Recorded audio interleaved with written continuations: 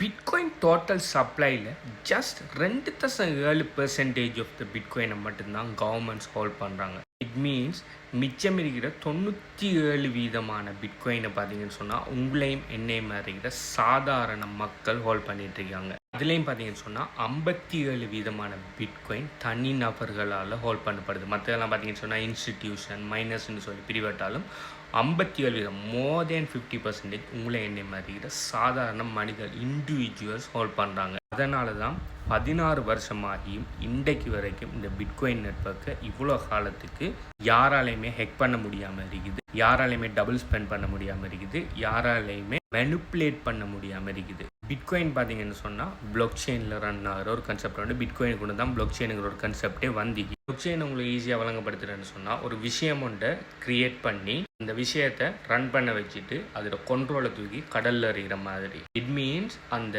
Create பண்ணின தனி நபர் நினைச்சா கூட அந்த கிரியேட் பண்ணின விஷயத்தை மாற்ற முடியாது. இப்போ பிட்காயின் நெட்வொர்க்கு அப்படி இல்லாட்டி இந்த பிளாக் செயின் நெட்வொர்க்ஸ் எல்லாம் ரன் பண்ணுற யாருன்னு கேட்டிங்கன்னு சொன்னால் உங்களையும் என்னை மாதிரி சாதாரண மைனர்ஸ் இல்லாட்டி வெலிடேட்டர்ஸ் இல்லாட்டி ஸ்டேக்கர்ஸ்ன்னு சொல்கிற இண்டிவிஜுவல் கம்ப்யூட்டர்ஸ் தான் இதை ரன் பண்ணுவாங்க. நீங்கள் கூட மைனர் ஆகலாம். அப்போ இண்டிவிஜுவல் மைனர்ஸ்கள் கண்ட்ரோல் பண்ணணும்னு சொன்னால் அவங்க அதை மனிப்புலேட் பண்ணலாம் தானே, அவங்க அதை ஹேக் பண்ணலாம்னு சொல்லி நீங்கள் யோசிக்கலாம். இப்போ பிளாக் செயின் நெட்வொர்க்கு ஒரு மைனர் இருக்க மாட்டாங்க. ஓகே, உலகம் பூரா ஆயிரக்கணக்கில் லட்சக்கணக்கில் மைனர்ஸ் அந்த பிளாக் செயின் நெட்வொர்க்கை வெலிடேட் பண்ணுவாங்க. அதாவது எல்லாருமே ஒரு விஷயத்தை அக்ரி பண்ணினா தான் ஒரு விஷயம் நடக்கும். ஒரு டிரான்சாக்ஷன் நடக்கணும்னா அந்த டிரான்சாக்ஷனை உலகத்தில் இருக்கிற எல்லாருமே வெலிடேட் பண்ணி அவங்களோட புக்கில் அப்டேட் பண்ணுவாங்க. இப்போ இதில் ஒரு மைனர் அப்படி ஒரு வெலிடேட்டர் பார்த்தீங்கன்னு சொன்னால் ஏதாவது ஒரு பிரச்சனை ஒன்று பார்க்கல, அதாவது டபுள் ஸ்பெண்ட் பண்ண போகல மேனிப்புலேட் பண்ணதுக்கு முற்படுன்னு சொன்னால் உலகத்தில் இருக்கிற மற்ற எல்லார புக்கில் இருந்தும் அவர புக் மட்டும்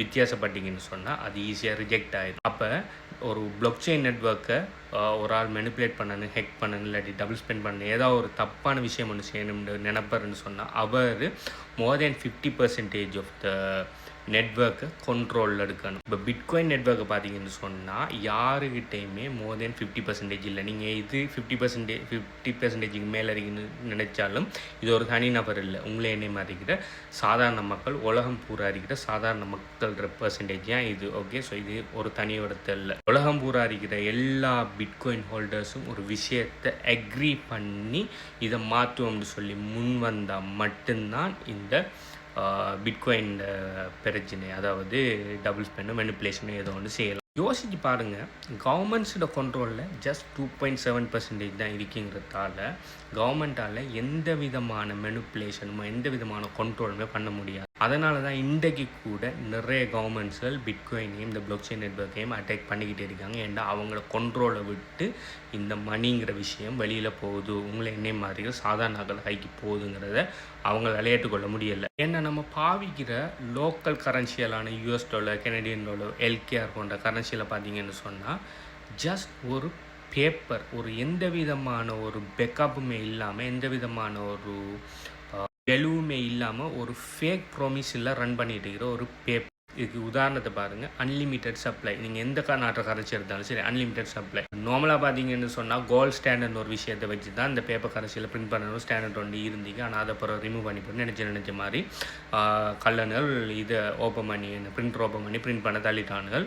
எந்த நாடுமே பார்த்தீங்கன்னு சொன்னால் அவங்களோட கரன்சியை பிரிண்ட் பண்ணுறதுக்கு ஈக்குவலான கோல்டை மெயின்டைன் பண்ணுறதில்ல. எல்லாருமே என்ன பண்ணாங்கன்னு சொன்னால் டெப்டை மெயின்டைன் பண்ணி ஃபெடரல்ஸ் அது இதுன்னு சொல்லி ஒரு பெரிய ஒரு பிரமிட் ஸ்கீம் ஒன்றுக்குள்ளே இந்த பேப்பர் கரன்சி ரன் ஆகிட்டு இருக்குது. இது கூடிய சீக்கிரம் பர்ஸ்ட் ஆகி நீங்கள் பாவிச்சிட்டு இருக்கிற, அதாவது நீங்கள் வச்சிருக்கிற ஹோல்ட் பண்ணிட்டு இருக்கிற எல்லா பேப்பர் கரன்சியும் வெலு விளந்து 99% வெலு விளந்து 0க்கு வரும். நீங்கள் பார்க்க தான் போகிறீங்க. ஆல்ரெடி வெலுவை படிப்படியாக கிராஜுவலி இழந்துகிட்ருக்கு. அதுக்கு உதாரணம் தான் நீங்கள் பார்த்துட்டு இன்ஃப்ளேஷன். நீங்கள் ஒரு 5 வருஷத்துக்கு முதல் போய் $100 போய் ஒரு க்ரோசரி வாங்கினீங்கன்னு சொன்னால் 2-3 பேக் நிறைய க்ரோசரி வாங்கிக்கலாம். ஆனால் இன்றைக்கு போய் அதே $100 நீங்கள் க்ரோசரி வாங்க பண்ணிங்கன்னா ஒரு பேக்கில் கூட நீங்கள் க்ரோசரி வாங்கிடலாம். இதே இது இன்னொரு 5 வருஷத்துக்கு பிறகு போய் நீங்கள் $100 ஒரு பொருள் கூட வாங்க முடியாத கட்டத்துக்கு போயிட்டு இருக்குது. எல்லோரும் சொல்கிறாங்க விலை கூடுன்னு சொல்லி. விலை கூடல அது பெரும் விஷயம் என்னென்னு சொன்னால் நீங்கள் வச்சிட்டு இருக்கிற பணத்தோட பெருமதி குறைஞ்சிட்டு போகுது. ஏன்னு சொன்னால் எந்த விதமாக பேக்கப்புமே இல்லாமல் நிறைய இந்த பேப்பர் கரன்சியில் பிரிண்ட் அடித்து புழக்கத்தில் விட்டுட்ருக்காங்க அவனுங்களோட தேவைக்காக. Not back by anything plus இது கண்ட்ரோல் பை ஒரு கவர்மெண்ட் அப்படி இல்லாட்டி ஒரு பேங்க் பண்ணி ஒரு சின்ன ஒரு ஒரு தனிப்பட்ட ஒரு ஆர்கனைசேஷன் கண்ட்ரோலில் இருந்தால் இவ்வளோ பிரச்சனைக்குள்ளே போயிட்டுருக்கு. ஆனால் பிட்காயின் எடுத்துக்கிட்டிங்க சொன்னால் ஃபிக்ஸ் சப்ளை உலகத்துக்கு 21 மில்லியன் பிட்காயின் தான் வாரத்துக்கு இருக்குது. அதை தாண்டி ஒரு பிட்காயின் கூட எக்ஸ்ட்ராவாக உருவாக்க முடியாது. அடுத்தது பெக் பை எனர்ஜி.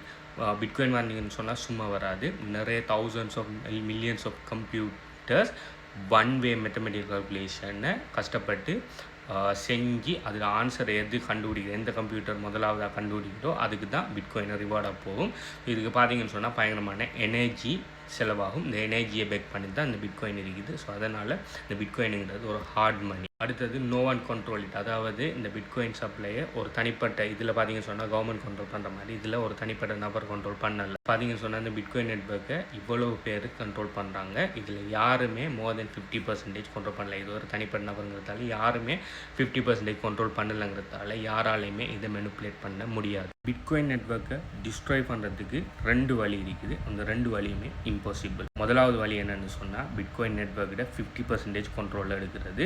ஓகே, நீங்கள் ஜஸ்ட் 1%, அதாவது பிட்காயின் நெட்வொர்க்கில் 1% கண்ட்ரோல் எடுக்கிறேன்னு சொன்னாலே நீங்கள் பில்லியன்ஸ் ஆஃப் டாலர்ஸில் நீங்கள் இன்வெஸ்ட் பண்ணி தான் நீங்கள் இந்த 1% கண்ட்ரோலில் எடுக்கணும். அந்தளவுக்கு பணம் எந்த நாட்டுக்கிட்டேயுமே இல்லை. நிறைய நாடுகள் முன் வந்து ஒன்று சேர்ந்து எடுக்க போனாலும் அந்தளவுக்கு பணத்தை எடுக்க முடியாது. ரெண்டாவது, உலகம் பூரா எலக்ட்ரிசிட்டியை ஷட் டவுன் பண்ணணும் சேம் டைமில். ஷட் டவுன் பண்ணினா எல்லா மைனிங் கம்ப்யூட்டர்ஸும் ஸ்டாப் ஆகும். அந்த டைமில் பிளாக் செயின் நெட்வொர்க்கை டெம்ப்ரரியாக ஸ்டாப் பண்ணலாம். அப்படி ஸ்டாப் பண்ணினாலும் ரினியூவபிள் எனர்ஜி அடுத்தது பேக்கப் எனர்ஜியில் வச்சு திரும்ப மைனிங் ஸ்டார்ட் பண்ணிடுவாங்க. மைனிங் ஸ்டார்ட் பண்ண பிட்காயின் நெட்வொர்க் பழையபடிக்கு வந்துடும். ஸோ ரெண்டாவது மெத்தட்டும் இம்பாசிபிள். அப்படியே அவங்க செஞ்சாலும் அது ஒரு டெம்ப்ரரி போஸ்ட் மட்டும்தான். அதனால தான் பிட்காயின் இஸ் த ஃபியூச்சர்.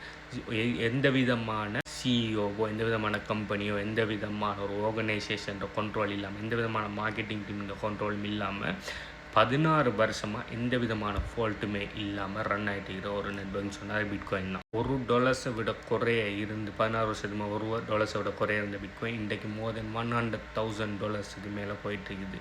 நான் பிட்காயின் எனக்கு முதல்ல எனக்கு பிட்காயினை பற்றி தெரிய வரக்குள்ள பிட்காயின் ஜஸ்ட் $6,000. நான் முதல்ல பிட்காயின் வாங்கக்குள்ள பிட்காயினை பெறுமதி $6,000. இன்றைக்கி 10 மடங்கு விட கூட, ஆல்மோஸ்ட் 20 மடங்கு கிட்ட வந்துருக்குது. நான் அந்த நேரம் பிட்காயினில் பெருசாக நான் பிலீவ் பண்ணலை. அதுக்கு பிறகு பிட்காயின் 60,000 போய் கிரேஷ் ஆகி 17,000 வரக்குள்ளே நான் ஃபுல்லாக பிட்காயினை பிலீவர் ஆகி நான் பிட்காயின் ஒரு நாள் $100,000 போகும், அதே மாதிரி $1 million போகும்னு சொல்லக்குள்ள நிறைய பேர் நக்கல் அடித்தாங்க, சிரித்தாங்க. அதில் நான் சொன்ன ஒரு விஷயம் வந்துட்டு 100,000 வந்துட்டு இதே மாதிரி நீங்கள் பார்க்கதான் பண்ணீங்க. பிட்காயின் $1 million போகத்தான் போகுது. நாளைக்கு பிட்காயின் $1 million போனதுக்கு பிறகு நீங்கள் ஏன்டா பிட்காயின் $100,000 விட குறையடிக்கு போல வாங்கலின்னு சொல்லி கவலைப்படத்தான் போகிறீங்க. பிட்காயின் வாங்கினா ஒரு ஃபுல் பிட்காயின் தான் வாங்கணும் இல்லை. நீங்கள் 0.000 சம்திங் பிட்காயின் வாங்கலாம். நீங்கள் இப்போ பாவிச்சிட்டு இருக்கிற கரன்சியில் ஜஸ்ட் $5 $10 நீங்கள் பிட்காயின் வாங்கலாம். என்ன உங்களுக்கு 0.00 சம்திங் கிடைக்கும்.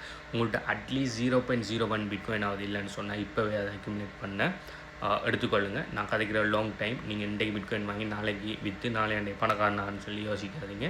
பிட்காயினை பார்த்தீங்கன்னு சொன்னால் உங்களோட இன்ஃப்ளேஷன்லேருந்து உங்களோட சொத்தை பாதுகாக்கிறதுக்குரிய ஒரு டூலாக பாவிச்சு பிட்காயினை வாங்குங்க. இது ஷார்ட் டேர்மில் ப்ராஃபிட் மேக் ஷார்ட் டேர்மில் ப்ராஃபிட் மேக் பண்ணலாம், ட்ரேடிங் பண்ணி வாங்கி விற்று இது செய்யலாம். ஆனால் உங்களோட இன்ஃப்ளேஷன்லேருந்து உங்களோட சொத்தை பாதுகாக்கிறதுக்குரிய ஒரு விஷயமாக பிட்காயினை பாருங்கள். Is not a financial advice. எப்போயுமே உங்களோட ஓன் ரிசர்ச்சை பண்ணிக்கொள்ளுங்க. நான் சொல்கிறதுக்காக போய் பிளைண்டாக வாங்காமல் முதலாவது பிட்காயின் ஒயிட் பேப்பரை படிங்க, பிளாக் செயின் நெட்வொர்க்கை படிங்க, பிளாக் செயின் டெக்னாலஜி எப்படி ஒர்க் ஆகுதுன்னு படிங்க. இது எல்லாத்தையும் படித்து பிட்காயினில் கொஞ்சம் கொஞ்சமாக டிசிஏ பண்ணி இன்வெஸ்ட் பண்ண ஆரம்பிங்க. உங்களுக்கு கிரிப்டோ ரிலேட்டடாக அப்படி அஃபிலியேட் மார்க்கெட்டிங் சம்மந்தமாக அப்படி மோனடைஸ் அட்டென்ஷன் அப்படி ஏஐ ஏஜென்ட்ஸ் போன்ற விஷயங்களை லேர்ன் பண்ணணும்னு சொல்லி நீங்கள் நினைப்பீங்கன்னு சொன்னால் HBU கன்சல்டன்சியில் HBU கம்யூனிட்டியில் HBU டெலிகிராம் சேனலில் ஜாயின் பண்ணுங்கள். இதில் நிறைய ஃப்ரீ எஜுகேஷன் ஃப்ரீ வேல்யூஸ்கள் ப்ரொவைட் பண்ணிட்டுருக்கேன். அதோட எங்கள்கிட்ட ப்ரீமியம் கோச்சிங் ப்ரோக்ராம்ஸ் சொல்லியிருக்கேன். சம்மந்தமான மேலே டீட்டெயில்ஸ் வேணும்னு சொன்னால் நீங்கள் இந்த வீடியோ பார்க்க டைம் இந்த வீடியோ எத்தனை லைக் இருக்கிறத கீழே கமெண்ட் பண்ணுங்கள்.